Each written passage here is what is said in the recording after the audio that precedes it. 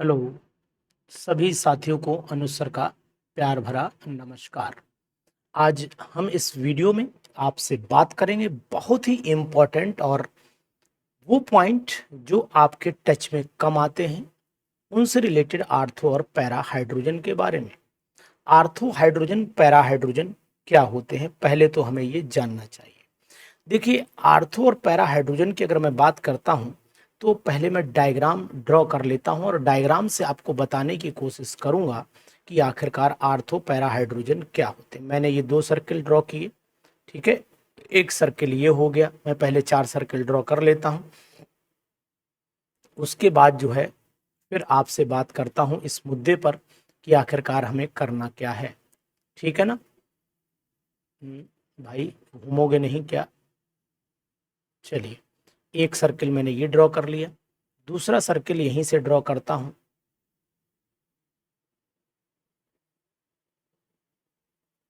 ठीक है, दूसरा सर्किल ड्रॉ कर लेता हूं और इसको इससे ऐसे करके ओवरलैप करा देता हूं। थोड़ा सा छोटा करना चाहिए मुझे ये।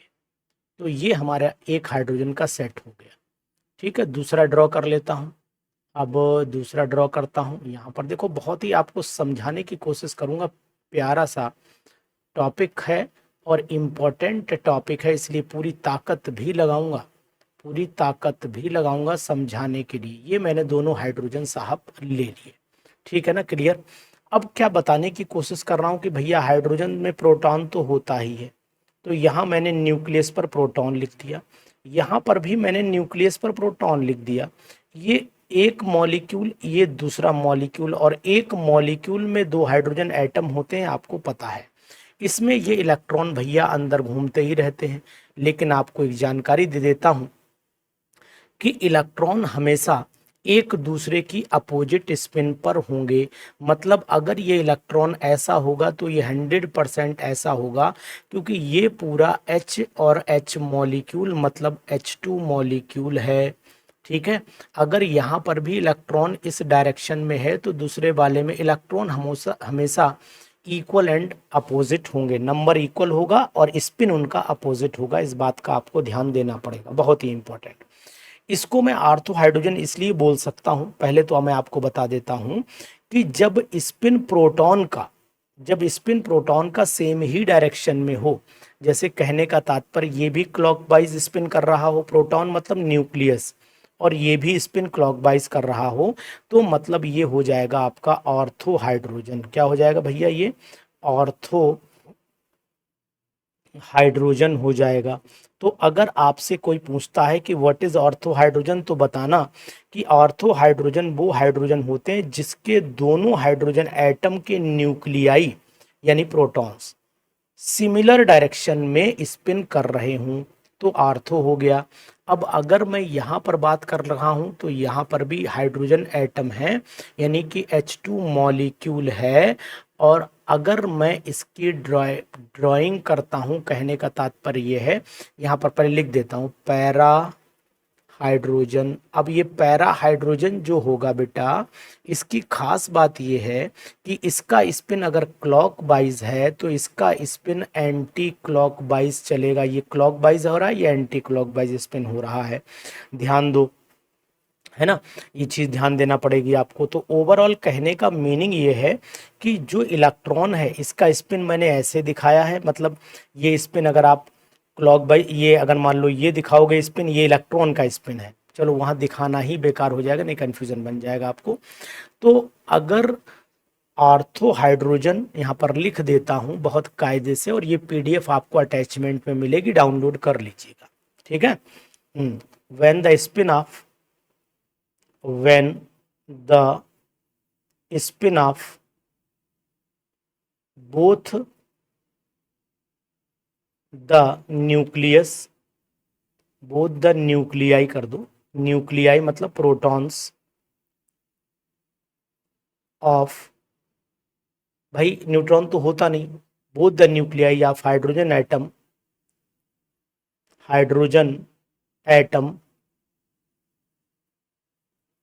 is in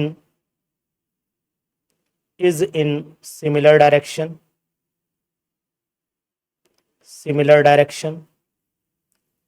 called ortho hydrogen. क्या कहलाएंगे? Ortho hydrogen. ठीक है, ये बात ध्यान दो, बहुत ही इंपॉर्टेंट। दूसरी बात ये है कि when the spin of both the nuclei of proton of hydrogen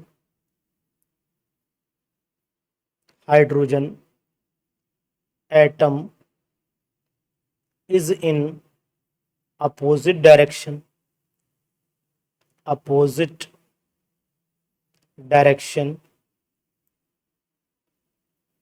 called, क्या कहलाते हैं? Para hydrogen.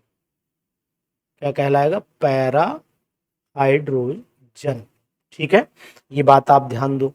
लेकिन इन दोनों, अब यहाँ पर मैं अंडरलाइन करता चल रहा हूँ, आपको मैंने डायग्रामेटिकली बता दिया, लेकिन कुछ महत्वपूर्ण बातें जो आपकी नॉलेज में कम आती है, ये तो जनरल सब कोई जानता है। तो पहले बताऊं कि दीज आर आइसोटोपिक नहीं, these are allotropic form of hydrogen. एक बात ये जानो, फॉर्म ऑफ हाइड्रोजन, आइसोटोप तो सब जानते हैं, हाइड्रोजन के आइसोटोप सब जानते हैं, लेकिन एलोट्रॉप बहुत कम लोग जानते हैं।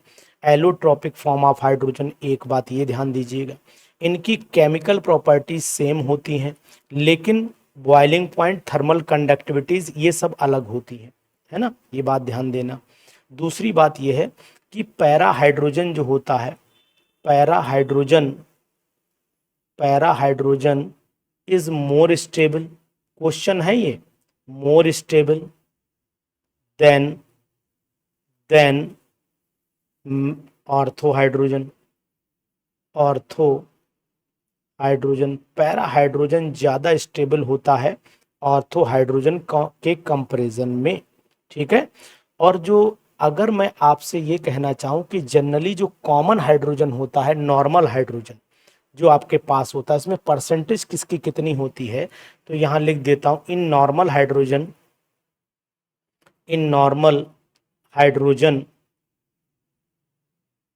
है ना, कितना कितना होता है, mixture of, in normal hydrogen mixture of 75% ortho रहता है, ऑर्थो, एंड 25% पैरा हाइड्रोजन होता है। इस बात का भी आपको ध्यान रखना चाहिए मेरे हिसाब से। ठीक है, ऑर्थो हाइड्रोजन जो होता है वो एक्चुअल में, एक चीज आपको और बता दें, दोनों एक दूसरे के स्पिन आइसोमर भी कहलाते हैं, ये भी बहुत जान लो बात को ध्यान से। ऑर्थो एंड पैरा हाइड्रोजन जो होते हैं वो क्या कहलाते हैं? स्पिन आइसोमर्स कहलाते हैं, आर कॉल्ड स्पिन हाइड्रोजन। इनको हम लोग स्पिन हाइड्रोजन भी बोलते हैं। तो ये बात भी बहुत इंपॉर्टेंट है और आपको जाननी चाहिए। टेम्परेचर घटाने के साथ जो है वो ऑर्थो का पैरा में कन्वर्जन घट जाता है और एब्सोल्यूट जीरो पर हाइड्रोजन बिल्कुल पैरा फॉर्म में ही रह जाता है। ये बात भी नोट कर लो। ऐसी बातें आपको बहुत कम मिलेंगी, किताबों में जनरली ढूंढने पर मिलेंगे। ऐसा नहीं कि मैंने कोई मंत्र पढ़ दिया हो ना, किताबों में भी आपको मिलेंगी, लेकिन ढूंढने पर मिलेंगी, जल्दी नहीं मिलेंगी। ठीक है, तो यहाँ लिख देता हूँ, एज टेम्परेचर डिक्रीजेस, ठीक, जैसे जैसे टेम्परेचर डिक्रीज करोगे ऑर्थो हाइड्रोजन पैरा में कन्वर्ट हो जाएगा आसानी। As temperature decreases ortho hydrogen converted into para hydrogen. ये बात आप ध्यान दीजिएगा, पैरा हाइड्रोजन में कन्वर्ट हो जाता है। किसमें कन्वर्ट हो जाता है? पैरा में, पैरा हाइड्रोजन में कन्वर्ट हो जाता है। एक पॉइंट ये याद रखना। और लेकिन अगर मान लो एब्सोल्यूट जीरो कर दें तो फिर फिक्स हो जाएगा। तो एट एब्सोल्यूट, ये एक एक पॉइंट एक एक क्वेश्चन है। At absolute zero, at absolute zero hydrogen मतलब पैराफॉर्म कंसिस्ट कर जाती है, नहीं कि पैराफॉर्म, ऐसे लिख देता हूं, पैराफॉर्म बिकम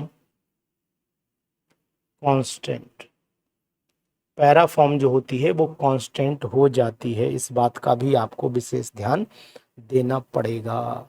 समझ गए ना? तो ये कुछ महत्वपूर्ण पॉइंट थे। और दूसरी बात आपको ये भी बता देता हूं कि ये आइसोटोपिक इफेक्ट क्या होता है। मतलब अगर आपसे पूछा जाए कि व्हाट इज आइसोटोपिक इफेक्ट, तो क्वेश्चन जरूर आता है इस पर कि रेट ऑफ रिएक्शन, है ना, rate of reaction of heavier isotope are smaller as compare to the, मतलब जो दूसरा होता है मॉलिक्यूल उसके कंपैरिजन में, तो इसको हम लोग बोलते हैं आइसोटोपिक इफेक्ट। यानी स्टडी जब की जाए दो दो rate of formation of two isotopes या रेट ऑफ प्रॉपर्टीज ऑफ या reactions of two isotopes is called isotopic effect. तो ये भी मैं आपको बताऊंगा। लेकिन आज आपने कुछ ऐसे पॉइंट जाने ऑर्थो पैरा हाइड्रोजन के जो बहुत ही इंपॉर्टेंट थे और इन पर क्वेश्चन अक्सर पीजीटी एग्जामिनेशंस में आते हैं। तो ये था हमारा आर्थो पैरा हाइड्रोजन का एक शॉर्ट नोट। और आपको ये भी बता दें कि इसमें से क्वेश्चन 100% आपको मिलेगा, इस बात से भी आप बिल्कुल बेफिक्र रहिएगा। ठीक है, रेड पेन से यहाँ बना दे रहा हूँ। ये स्पिन है एंटी क्लॉकवाइज, किसका? इलेक्ट्रॉन का स्पिन है, ये बात ध्यान दीजिएगा। और ये स्पिन है क्लॉकवाइज, लेकिन ये इलेक्ट्रॉन का स्पिन है, अंदर के स्पिन अपोजिट चल रहे हैं। ये भी ऐसे ही बना देता हूँ। ये इलेक्ट्रॉन का स्पिन है रेड पेन से, और ये आपका इलेक्ट्रॉन का स्पिन है, ये क्लॉकवाइज चल रहा है, ये एंटी क्लॉकवाइज में। इलेक्ट्रॉन दोनों हाइड्रोजन में अपोजिट स्पिन के साथ में रहते हैं। तो ये वीडियो देखिए और इसका पीडीएफ आप डाउनलोड कर लीजिए। कहाँ आप डाउनलोड करेंगे? हमारे इनबॉक्स के, अगर आप चाहते हैं तो डिस्क्रिप्शन बॉक्स में जाइएगा और डाउनलोड वहाँ से करके अपने आप सेव कर लीजिए, आपको बहुत बेनिफिट होगा।